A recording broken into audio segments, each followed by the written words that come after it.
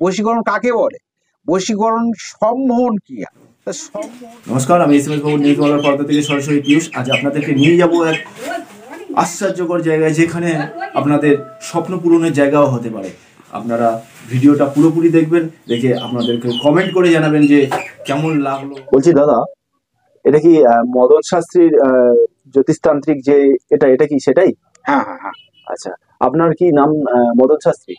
আমার নাম মদন শাস্ত্রী। আচ্ছা, বলছি এখানে কি কোনো জ্যোতিষ কোনো কাজ করা হয় বা যজ্ঞ টজ্ঞ কিছু করা হয় কি? এখানে কাজ করা হয় বলতে গেলে যে তন্ত্র নিয়ে এখানে কিছু কাজ করা হয়। আচ্ছা। হ্যাঁ, যেমন হোম ক্রিয়া হয়। আচ্ছা। হ্যাঁ, মায়ের কিছু যোগ্য ক্রিয়া হয়। আচ্ছা। হ্যাঁ, বগলামুখী যেমন গ্রহ স্তম্ভন, গ্রহ কাটানোর জন্য যে ক্রিয়াগুলো করা হয়, বগলামুখী স্তম্ভন ক্রিয়া থেকে শুরু করে নানান রকম আনুষঙ্গিক ক্রিয়া করা হয়। হ্যাঁ, এবং জ্যোতিষেরও কিছু কাজকর্ম। আর কি কি কাজ করা হয় দাদা এখানে? কাজ বহু রকমের কাজ করা হয়, যেমন কোনো স্বামী স্ত্রীর মধ্যে বনিবনা হচ্ছে না, হ্যাঁ, সেটাকে ঠিক করা হয়। আচ্ছা। যেমন দেখা যায় যে ইনকাম প্রচুর করছে অথচ পয়সা ধরে রাখতে পারছে না, হ্যাঁ, সেই ক্রিয়াগুলো করা হয় যাতে পয়সা স্থিতি হয়। এবং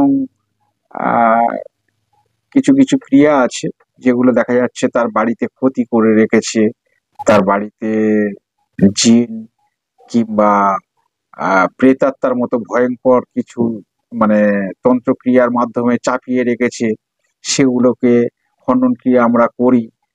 বা দেখা যায় যে বান, অনেকে বিশ্বাসই করে না, কিন্তু স্পিরিচুয়াল হিলিং এর মধ্যে বান একটা কিন্তু ক্রিয়া। আচ্ছা।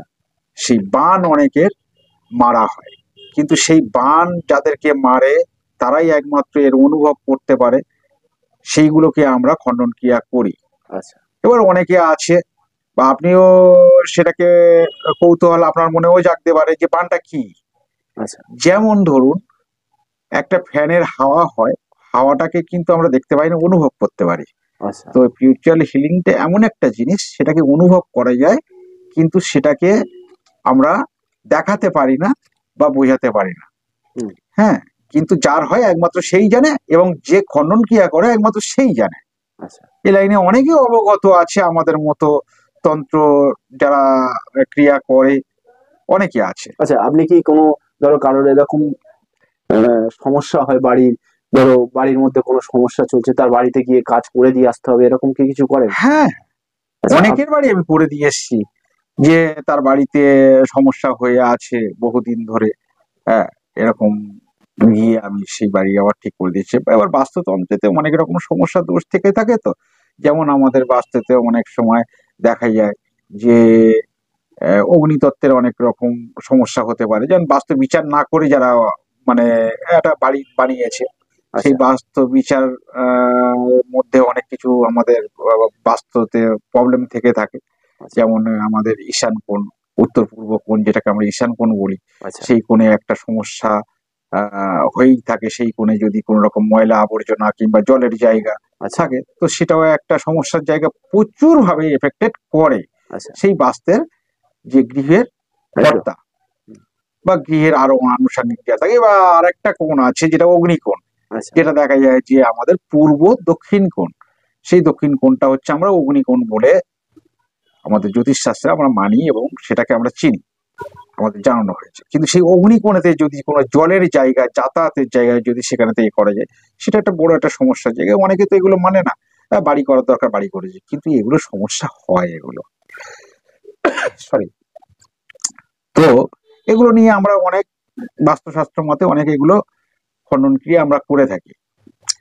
বা দেখা যাচ্ছে ভৌতিক ব্যাপার, এই ভৌতিক ব্যাপার জিনিসটা অনেকে এখন বিজ্ঞান এত এগিয়েছে যে কারুর যদি প্রেতাত্মা এসে ভর করে বা হয়তো পিছু নেয়, আগেকার দিনে ছিল, আজ থেকে 50 বছর 60 বছর আগে আপনি যদি চলে যান, বা মানে ঠাকুমা ঠাকুরদার মুখে শুনবেন যে ওর বাতাস লেগেছে, কিন্তু এখন বিজ্ঞান এত আগিয়েছে যে সেই জিনিসগুলো বিশ্বাস করা হচ্ছে ওর মেন্টালি প্রবলেম আছে, ওর নার্ভের সমস্যা আছে, এগুলো বলে কিন্তু তাদেরকে আরো জিনিসগুলোর সমস্যা করিয়ে বিপদের দেয়, সম্মুখীন করে দেয়। বিপদের সম্মুখীন করিয়ে দেয়। কিন্তু হয় নার্ভের প্রবলেম, নার্ভের সমস্যা থাকে অনেকের, কিন্তু তার সাথে এই ভৌতিক প্রবলেমটাও গুলিয়ে দেয়, যার জন্য এরাও তার মধ্যে গুলিয়ে গিয়ে সমস্যার সম্মুখীন হয়। এগুলো আমরা এই সমস্যার সমাধানটা কি আপনিও করেন? হামেশাই সমাধান করি এখানে, আচ্ছা। হামেশাই সমস্যার সমাধান করি। এই তো কিছুদিন আগেকার গল্প করছি, দীঘাতে পুরীতে ঘুরতে গিয়েছিল, পুরীতে ঘুরতে গিয়ে একটা হোটেলেতে এক স্বামী স্ত্রী দুজনে সেখানেতে যা ফিজিক্যালি সম্পর্ক একটা ব্যাপার থাকে স্বামী স্ত্রীর মধ্যে, সেখানে একজন সুসাইড করে মারা যাওয়ায় তার আত্মা এখন সেই মহিলার মানে ইয়ে করে আর কি, আকর্ষণ দিয়ে থাকে। আচ্ছা। ডাইরেক্ট সেই মহিলাকে নিয়ে আমার এখানে আসে এবং সেই মহিলাকে আমি আবার ঠিক করে দিই, আমি মানে সমস্যাটা সমাধান সমস্যার হয়। সমাধান করে দিয়েছিলাম। আচ্ছা আচ্ছা। আচ্ছা বলছি দাদা, আপনার এখানে আসতে গেলে লোকেশনটা কিভাবে আসবে যদি কলকাতা দিয়ে কেউ আসে? কলকাতা দিয়ে যদি আসেন, যদি শিয়ালদা দিয়ে ট্রেন ধরেন, তো শিয়ালদহ থেকে আপনি লক্ষ্মী কিংবা নামখানা কিংবা করঞ্জলি যে ইয়ে আছে, এই ট্রেন ধরে আপনি গোচরণ স্টেশন নামেন। গোচরণ স্টেশন নেমে ওখানে থেকে অটো কিংবা ব্যাটারি যে ভ্যান আছে, ভ্যান এবং অটো যোগে আপনারা গোয়ালবেড়িয়া বাজারে নামবেন। নেমে ওখানেতে আমার ফোন নাম্বার আপনাদের কাছে দেওয়া স্ক্রিনে থাকবে, দেওয়া থাকবে। স্ক্রিনে দেওয়া থাকবে। আপনারা ফোন করলে আমার বাজারেই চেম্বার আছে, বাজারের চেম্বারেতে আমি জনগণের উদ্দেশ্যে একটা রেমেডি দিতে চাই। সেই রেমেডিটা যদি সম্পূর্ণ করতে পারে, তো এই রেমেডিটা সম্পূর্ণ করার পরে তো এটুকু আমি মানে গর্বের সহিত বলতে পারি বা গ্যারান্টি দিয়ে বলতে পারি, 21 দিন বাদে থেকে তার অর্থনৈতিক সমস্যাটা মিটবে। যেটা মেন কারণ, মানুষ যাই কিছু করুক না কেন, মানুষের অর্থের সঙ্গে মানুষের একটা ট্রানজেকশন ওতপ্রোতভাবে জড়িত। আর অর্থ সংক্রান্ত মানুষ এখন অর্থনৈতিক এত ড্যামেজ হয়ে গেছে করোনার পরে থেকে, মানুষ কিন্তু নাজেহাল হতে চলেছে। তো সেই জন্য আমি অর্থনৈতিকভাবে একটা টোটকা এবং রেমেডি দিতে চাই। সেটা যদি করতে পারে সাকসেস, তো আমি 100% গ্যারান্টি দিতে পারবো যে সে অর্থনৈতিকভাবে অনেকটা স্ট্রং হবে। এবং সেটা 21 দিন পর থেকে যদি কাজটা যেদিন থেকে করবে, তো সেই রেমেডিটা হচ্ছে আগামী 28শে মাঘ, যে মাঘী পূর্ণিমা দিন,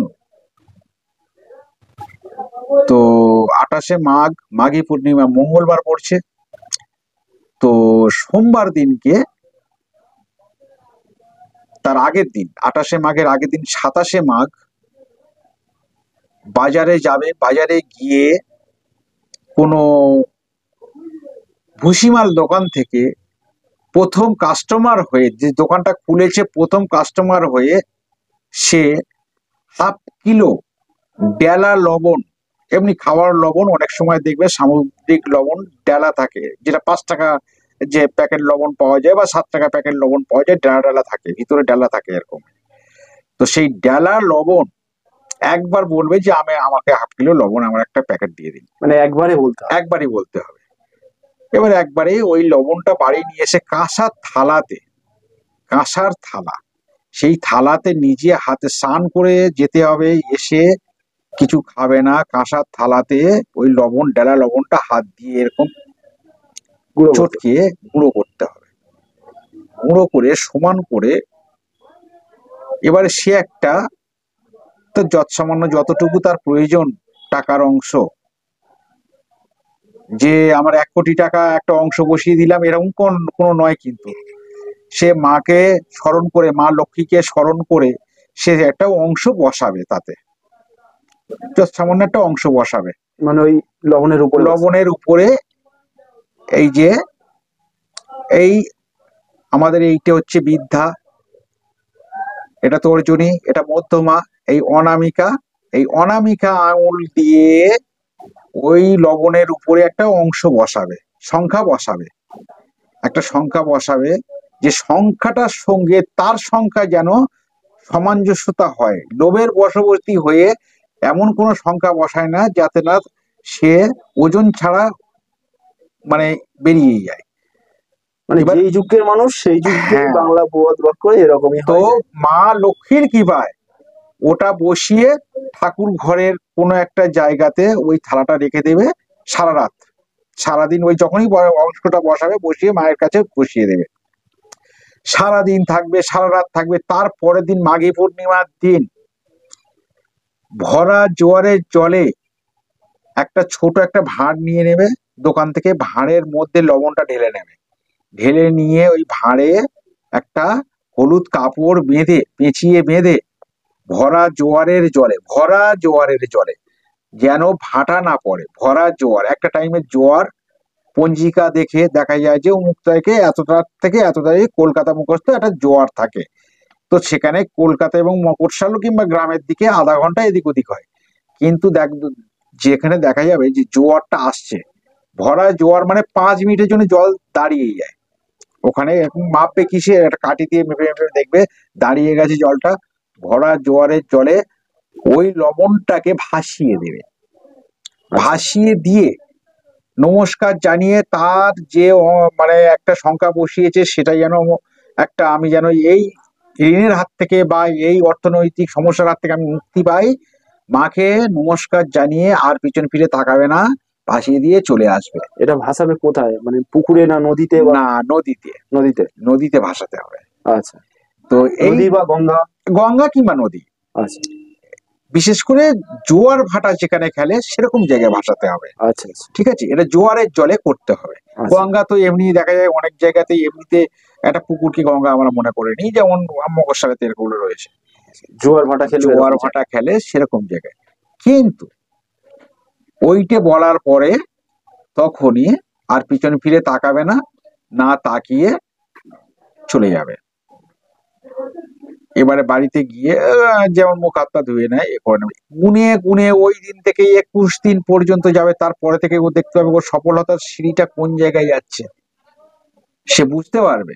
তখনই সে আমাকে ফোন করতে পারে, জানতে পারে যে না এই এই মানুষটাকে দিয়ে কোনো কাজ হতে পারে। এই রেমেডিটা আমি মাঘী পূর্ণিমা সামনে যেহেতু কুম্ভ মেলা চলছে সেই এটা সাধারণ উদ্দেশ্যে আমি মানুষের সাধারণ ক্ষেত্রে মানুষের একটা উদ্দেশ্যে বার্তা দিলেন। একটা বার্তা দিলাম।